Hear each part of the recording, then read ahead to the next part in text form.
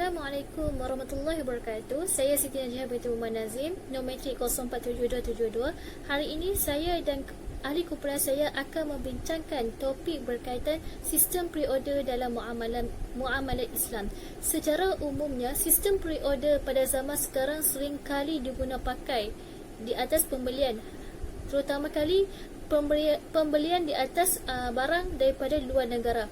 Hal ini kerana di atas faktor barang yang ditawarkan lebih murah daripada penjual, dan juga kepelbagaian barang telah menarik minat pengguna untuk membelinya. Oleh itu, topik perbincangan hari ini berkaitan dengan konsep pre-order menurut perspektif Islam, serta mengupas sedikit berkaitan isu-isu berkaitan sistem pre-order. Bismillahirrahmanirrahim. Assalamualaikum warahmatullahi ta'ala wabarakatuh. Saya Dayang Nur Kamila binti Jasmi 046969. InsyaAllah pada hari ini saya akan menerangkan sedikit tentang konsep pre-order dalam muamalat Islam. Dan seperti yang kita tahu dan seperti yang kita lihat, teknologi di dunia ini semakin canggih dan masyarakat semakin menggunakan teknologi itu dengan berleluasa. Dan pre-order ini merupakan salah satu alternatif yang ada dan yang diwujudkan dalam sistem jual beli. Dan apakah itu pre-order? Dan bagaimanakah pre-order ini berlaku? Baik, kita pergi kepada definisi pre-order. Baik, menurut Dafiqah Hasanah pada tahun 2019, beliau mengatakan bahawa pre-order ini merupakan sebuah akad di mana produk akan dibuat mengikut cita rasa pelanggan. Itu menurut satu pandangan. Satu pandangan lagi, menurut Rifqah Muslihah pada tahun 2019, penjual akan menyebutkan spesifikasi ataupun kriteria secara jelas produk ataupun barang sebelum pemesanan dibuat. Sebelum pembeli membuat pemesanan, penjual akan menjelaskan dengan jelas kriteria ataupun spesifikasi yang ada pada produk tersebut. Dan payment akan diberikan semasa pemesanan itu berlaku. It's either payment tersebut dibayar half ataupun full. Itu adalah perjanjian ataupun persetujuan antara kedua-dua pihak, iaitu penjual dan pembeli. Baik, kita pergi kepada modus operandi. Bagaimana pula pre-order ini berlaku? Bagaimana proses-prosesnya? Sebentar lagi saya akan menerangkan dengan gambar yang akan saya tampilkan di sini. Baik, daripada pihak pembeli, pembeli memilih barangan produk yang dibuat ataupun diiklankan daripada penjual, dan seterusnya apabila pembeli telah mengesahkan pembelian tersebut, pembeli transfer pembayaran kepada penjual, dan daripada pihak penjual pula order masuk, dan apabila order tersebut masuk, penjual akan menunggu proses pre-order berlaku. Dan apabila produk pre-order yang telah dipesan daripada pembeli telah siap, maka penjual akan pos barang tersebut kepada pembeli, dan pembeli akan menerima barangan tersebutlah dengan spesifikasi dan kriteria yang telah dijelaskan oleh penjual. Baik, kita beralih kepada ciri-ciri dalam muamalat Islam. Seperti yang saya jelaskan tadi dalam definisi pre-order tadi, cukup jelas mengatakan pre-order ini penjual hendaklah memberikan dengan jelas atau menerangkan dengan jelas spesifikasi ataupun kriteria yang perlu yang ada dalam produk tersebut. Baik, kita kena ingat, semua jenis jual beli, ciri-cirinya kena terlepas daripada keraguan ataupun ghurur. Apabila ada keraguan dalam jual beli tersebut, hendaklah kita meninggalkannya. Dan semua jual beli mempunyai ciri tersebut. Dan apakah ciri-ciri yang spesifik yang ada dalam pre-order dalam muamalat Islam? Yang pertama adalah spesifikasi dan kriteria produk perlu dijelaskan. Seperti yang saya jelaskan tadi, penjual hendaklah menjelaskan dengan jelas, dengan detail, bagaimana produk ini akan jadi, bagaimana saiz-nya, bagaimana bentuknya, bagaimana warnanya. Semua itu perlu dijelaskan dengan detail agar tidak berlaku ketidakpuashatian daripada pihak pembeli. Seterusnya adalah ciri-ciri pre-order dalam muamalat Islam. Yang kedua adalah akad yang berlaku merupakan akad salam. Seperti yang kita tahu, akad salam ini adalah akad bertangguh, secara bertangguh. Maksudnya di sini, secara bertangguh tetapi bayaran didahulukan. Baik, yang ketiga adalah tiada unsur riba. Tiada unsur riba. Dan setiap jual beli dalam sistem kewangan Islam tidak perlu kepada riba dan tidak boleh ada riba di dalam sistem ataupun jual beli tersebut. Kerana riba ini seperti yang kita tahu hukumnya haram. Dan semoga kita dijauhkan daripada terlibat dalam riba. Wa na'udzubillahi min zalik. Bismillahirrahmanirrahim. InsyaAllah saya akan menerangkan tentang konsep bai'u as-salam. Baiklah, pensyariatan jual beli telah sabit dengan nas Al-Quran, hadis dan juga ijma'. Bai'u as-salam berkait rapat dengan akad jual beli kerana bai'u as-salam merupakan salah satu jenis jual beli dalam Islam. Secara etimologi, salam adalah salaf, iaitu sesuatu yang didahulukan. Dalam konteks ini, bai'u salam di mana harga atau wangnya didahulukan sedangkan barangnya diserahkan kemudian. Bai'u salam menurut bahasa Arab disebut juga dengan as-salaf yang bermaksud at-taqdim, iaitu pendahuluan atau mendahulukan kerana jual beli yang harganya didahulukan kepada penjual. Baiklah, jualan yang dimaksudkan as-salaf ialah jual beli dengan bayaran harganya secara tunai semasa akad dan penyerahan barang ditangguh sehingga ke suatu masa yang ditetapkan. Untuk lebih memahami, saya akan menerangkan bai'u salam secara istilah. Bai'u salam menurut istilah ialah jual beli sesuatu barangan secara tangguh dengan bayaran harga secara tunai, seperti menjual barangan yang telah disifatkan butiran bentuk, kualiti dan dengan kuantiti secara terperinci dengan bayaran harganya dibuat secara tunai, manakala penyerahan barang ditangguhkan pada satu masa yang ditetapkan. Kemudian para fuqaha menyebutnya dengan barang-barang mendesak kerana ianya adalah sejenis jual beli barang yang tidak tersedia di tempat. Jual beli dengan sistem salam telah dibenarkan dengan berlandaskan pada firman Allah Subhanahu Wa Taala, hadis Rasulullah sallallahu alaihi wasallam dan juga ijma'. Antara iaitu salah satu dalil Al-Quran dalam surah Al-Baqarah ayat 282 yang bermaksud, hai orang yang beriman, jika kamu bermuamalah tidak secara tunai sampai waktu tertentu, buatlah secara bertulis. Dalam melaksanakan jual beli salam, maka harus dipenuhi beberapa rukun bai'u as-salam seperti yang pertama, pembeli orang yang mendahulukan wangnya untuk mendapatkan barang yang dikehendaki. Yang kedua, orang yang menerima wang sebagai bayaran. Yang ketiga, sirah iaitu penawaran dan persetujuan. Ini akad hendaklah dengan perkataan salam. Yang keempat, harga iaitu pembayaran harga hendaklah dengan secara tunai. Jika harga itu bukan dengan wang tetapi dalam bentuk barang, maka hendaklah kita ketahui berapa jumlahnya. Dan yang kelima, barang iaitu barang jualan as-salam.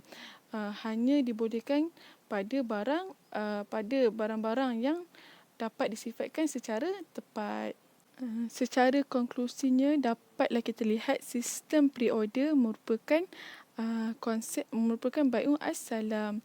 Maka perkara yang paling penting bai'u as-salam ini ialah barangnya itu hendaklah barang yang boleh dijual beli, bukannya barang ribawi.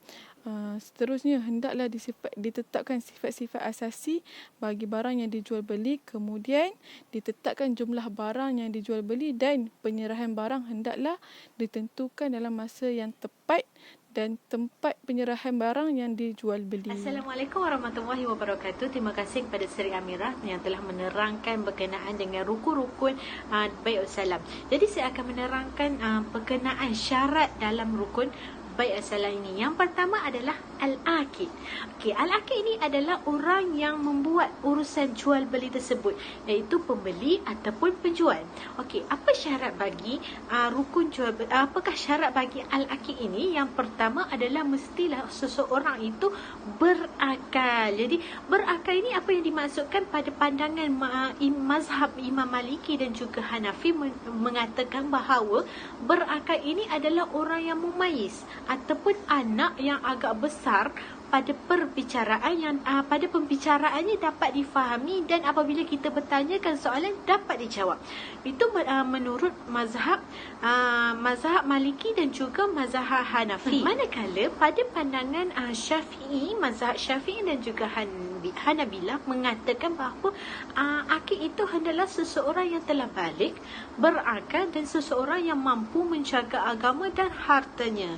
Hal ini berdasarkan surah An-Nisa ayat yang kelima yang bermaksud, dan janganlah kamu menyerahkan kepada orang-orang yang belum sempurna akalnya, yakni harta yang dijadikan Allah kepada sebagai pokok kehidupannya.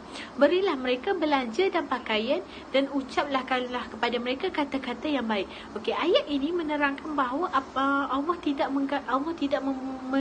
menggalakkan untuk memberi harta kepada kanak-kanak yang belum balik, iaitu belum mumayyiz. Jadi kat sini mazhab-mazhab ini mengambil ayat ini sebagai satu sandaran untuk menjadikan bahawa al-akid itu hendaklah seseorang yang berakal. Syarat yang kedua ialah, syarat ini adalah berkenaan dengan pembayaran atau harga dalam akad jual beli yang telah dipersetujui.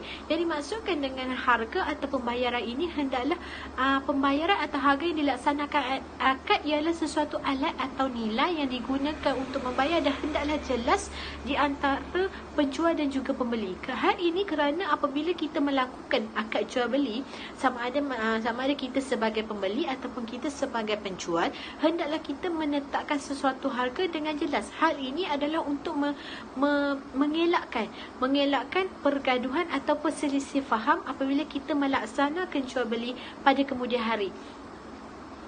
Seterusnya adalah syarat yang ketiga. Syarat ketiga ialah, okey, syarat ini adalah berkenaan pembayaran. Pembayaran bagi urusan jual beli bai' salam hendaklah dilakukan itu dengan pembayaran secara penuh, dan juga barang akan diberikan pada kemudian hari mengikut perjanjian antara pembeli dan juga penjual. Oleh hal ini berbeza dengan urusan jual beli yang lain, yang mana urusan jual beli yang lain apabila kita membeli sesuatu barang, kita memberi pembayaran dan kita akan mendapat barang. Berbeza dengan bai' salam ini, kita hendak membayar secara penuh kepada penjual untuk membolehkan penjual ini menggunakan wang tersebut sebagai satu modal bagi beliau untuk mendapatkan barang tersebut. Jadi barang itu tidak dapat serta-merta. Syarat yang seterusnya adalah syarat bagi akad ijab dan qabul. Okey, ijab dan qabul ni adalah satu lafaz yang telah dilafazkan oleh pembeli dan juga penjual dalam hendak melaksanakan satu-satu akad ataupun perjanjian. Oleh itu, hendaklah bagi akad ijab dan qabul ini hendaklah dilafazkan dengan yang pertama adalah jelas. Okey, hendaklah jelas bagi pembeli dan juga penjual ketika melafazkan perjanjian tersebut. Hal ini adalah untuk mengelakkan pergaduhan ataupun selisih faham pada kemudian hari. Okey, hendaklah akad ini disebut sebagai akad bai' salam. Sesetengah pendapat ulama mengatakan bahawa jika seseorang itu melaksanakan urusan jual beli salam tetapi tidak menyebut perkataan salam dalam akad mereka, maka tidak sah. Namun sesetengah ulama juga mengatakan bahawa sah jika tidak menyebut urusan bai' salam ini. Seterusnya adalah syarat-syarat bagi barang. Okey, barang ini adalah menjadi satu tanggungjawab bagi penjual untuk menjaga dan juga menyediakan barangan tersebut seperti mana dalam perjanjian di antara pembeli dan juga penjual.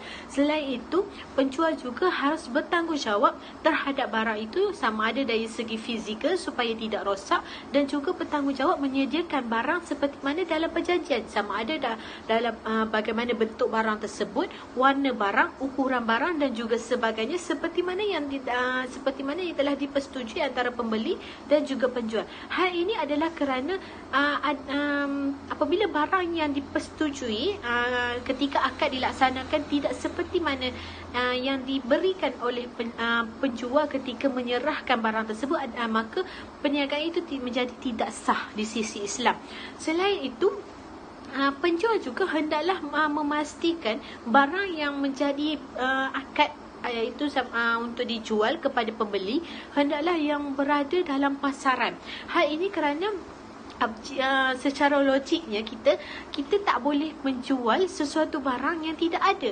Jadi bagaimana penjual untuk menyediakan barang yang telah dipersetujui secara akad dengan pembeli, maka hendaklah bertanggungjawab penjual itu untuk menyediakan untuk memastikan barang tersebut ada dalam pasaran.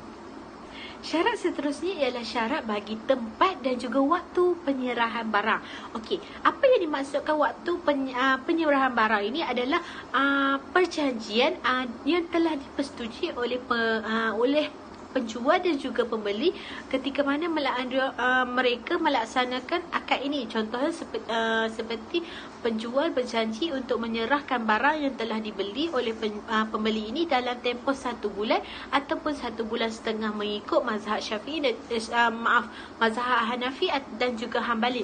Namun jika penjual ini dapat menyerahkan barang tersebut lebih awal, itu adalah lebih digalakkan. Namun penjual juga bertanggungjawab untuk memastikan dapat menyerahkan barang yang telah dijanjikan dalam tempoh yang telah dijanjikan, sepertinya sudah dalam tempoh 1 minggu ataupun 2 minggu. Okey, untuk yang keduanya adalah syarat bagi tempat. Okey, syarat bagi tempat ini juga hendaklah dipersetujui oleh pihak pembeli dan juga penjual ketika menyerahkan barang. Contohnya, pembeli telah bersetuju untuk menerima barang tersebut pada sekian tempat. Jadi pembeli dan penjual telah bersetuju. Namun juga kita harus melihat pada perspektif pembeli tidak mampu untuk ke tempat tersebut ataupun penjual tidak mampu ke tempat tersebut. Jadi hendaklah menetapkan dengan lebih jelas satu tempat supaya lebih memudahkan penjual dan pembeli untuk menerima dan juga menyerahkan barang tersebut. Semoga penerangan berkenaan dengan syarat-syarat akad ini dapat membantu untuk anda-anda semua faham berkenaan dengan bai'us salam. Isu pre-order yakni pembelian produk berisiko tinggi antaranya ialah produk atau barang yang berunsurkan ribawi. Antara produk ribawi adalah kurma yang mana transaksinya mesti dilakukan secara langsung iaitu tidak tertunda pembayarannya dan sama ukurannya. Produk ribawi yang lainnya adalah wang yakni setara dengan emas, dinar sebagai alat tukar. Sementara kini berleluasa penjualan online kurma yang tentunya pembayarannya dan penerimaan kurmanya tertunda.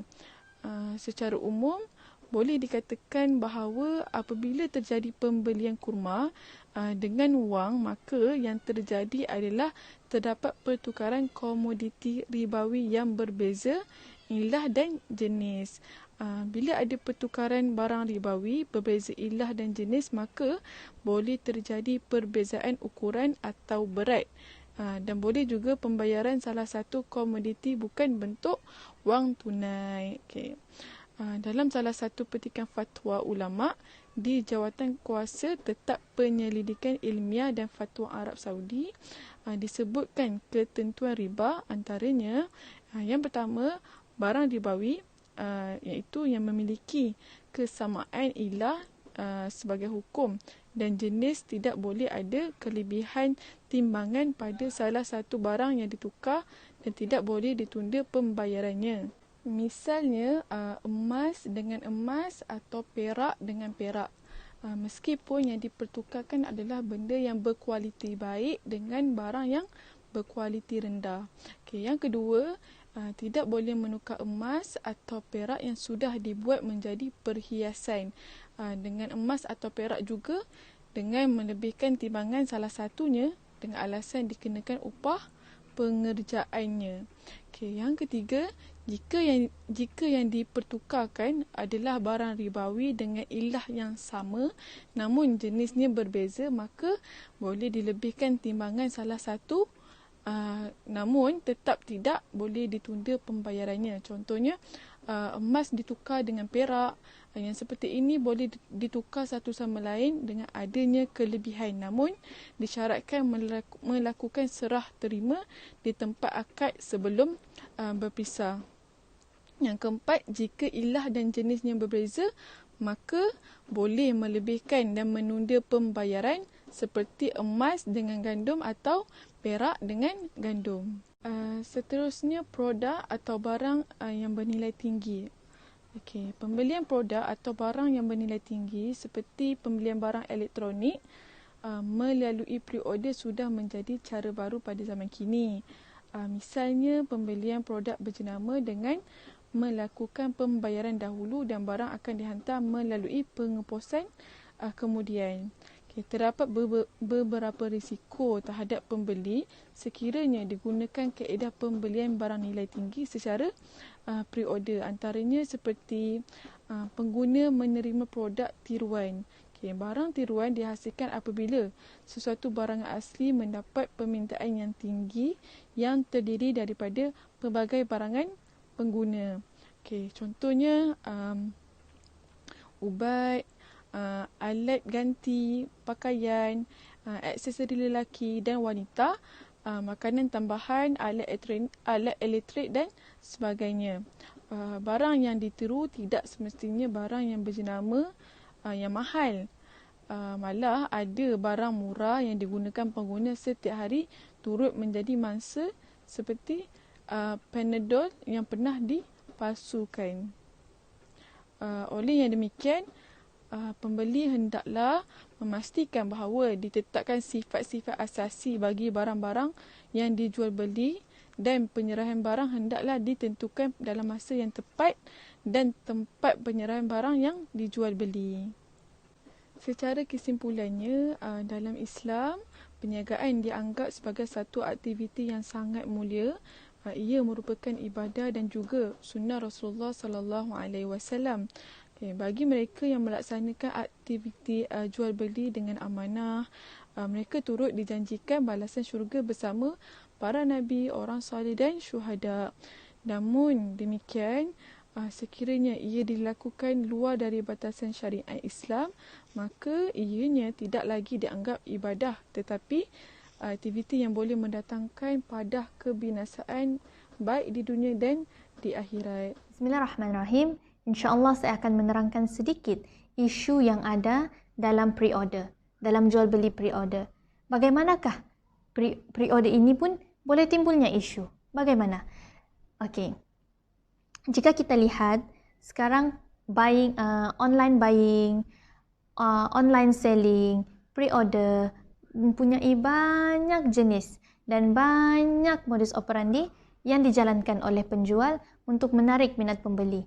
Dan pre-order ini adalah salah satu daripada sistem jual beli sekarang. Dan mengapa saya katakan pre-order ini mempunyai isu?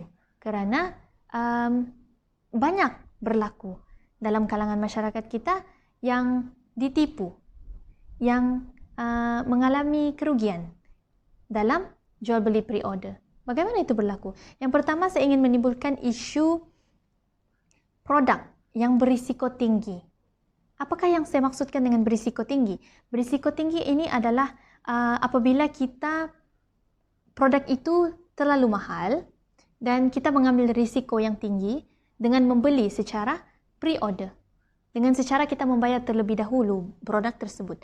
Baik, dalam isu produk berisiko tinggi ini, saya ingin menekankan dari sudut penjual ataupun pembuat produk. Mengapa saya katakan penjual dan pembuat produk ini salah satu daripada aspek berisiko tinggi? Kerana pembeli perlu mengambil risiko untuk berhadapan dengan pembuat ataupun penjual produk yang mungkin berkemungkinan sering ataupun selalu menipu pelanggan. Baik, Jika kita lihat senario pada zaman kini, pada zaman kontemporari ini, jika kita lihat ramai daripada kalangan kita yang terkena scammer, yang terkena penipu, yang terkena produk yang ditawarkan begini namun yang sampai begitu, dan itu salah satu daripada risiko yang perlu kita tanggung sebagai pembeli. Baik, saya katakan penjual ataupun pembuat produk ini merupakan salah satu risiko tinggi yang kita perlu hadapi kerana kita tidak tahu siapakah mereka dan bagaimanakah mereka bekerja dan bagaimanakah mereka memproses produk tersebut dan bagaimanakah pula, apakah pula sistem ataupun modus operandi yang dijalankan oleh mereka. Kita tidak tahu. Yang kita tahu, kita hanya melihat daripada laman sosial, kita hanya melihat produk tersebut dipromosikan di mana-mana media sosial dan kita tertarik. Mungkin kerana harga yang murah, mungkin kerana produk tersebut cantik namun harganya murah, kita tertarik dengan benda tersebut dan memungkinkan untuk kita tertipu oleh penjual ataupun pembuat produk ini. Dan itu adalah salah satu risiko yang kita kena tanggung sebagai pembeli, kerana kita sendiri menyedari benda tersebut.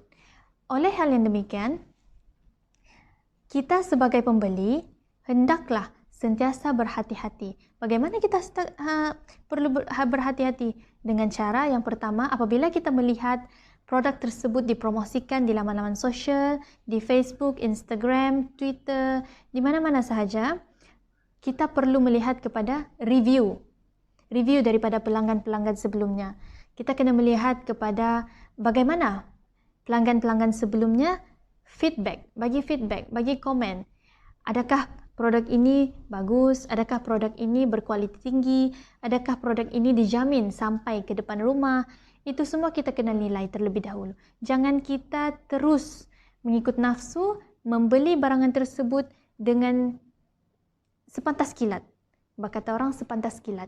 Kita melihat kepada harga yang murah, kita melihat kepada nilai yang sangat rendah yang ditawarkan oleh penjual, maka kita pun terus grab benda tersebut. Kita pun terus melakukan online transfer tanpa berfikir panjang. Walaupun harganya murah, tetapi kita berisiko tinggi untuk ditipu kerana kita tidak membuat research ataupun kita tidak membuat kajian terlebih dahulu tentang profil penjual tersebut.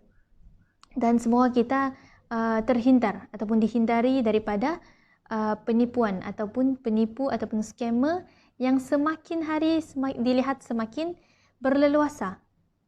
Okay? Dan insya-Allah itu sahaja yang saya ingin kongsikan pada hari ini tentang isu berisiko tinggi yang ada dalam pre-order ini. Dan semoga kita semua dapat manfaat daripada video ini.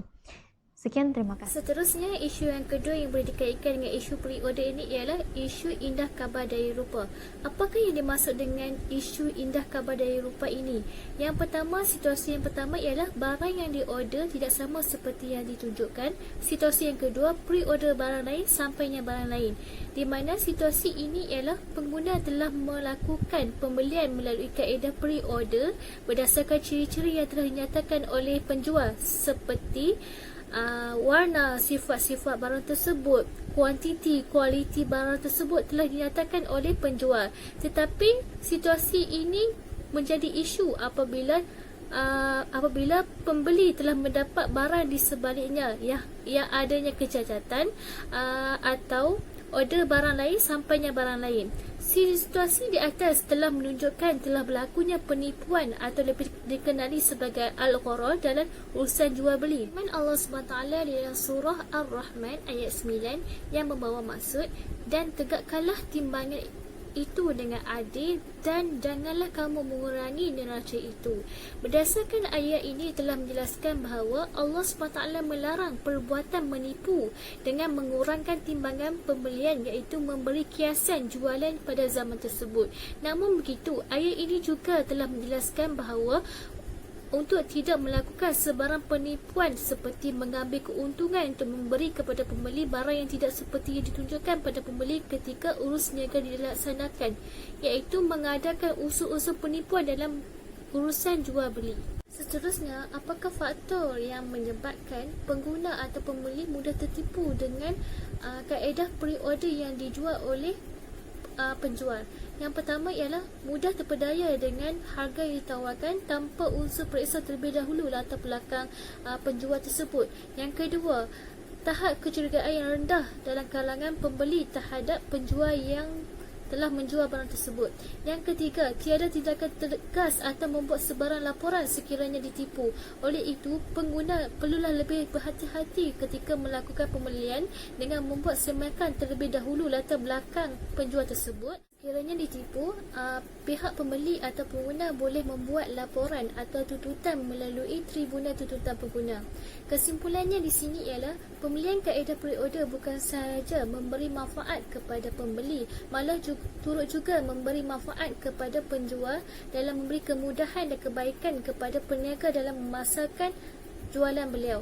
Oleh itu, para peniaga perlulah jujur dan amanah dalam melakukan jual beli, terutama sekali dalam menggunakan kaedah pre-order. Hal ini bertujuan untuk memberi keyakinan dan kepercayaan pengguna, terutama berkaitan barang yang berisiko tinggi dengan menepati jual beli yang menepati hukum-hukum syarak. Sekian, terima kasih.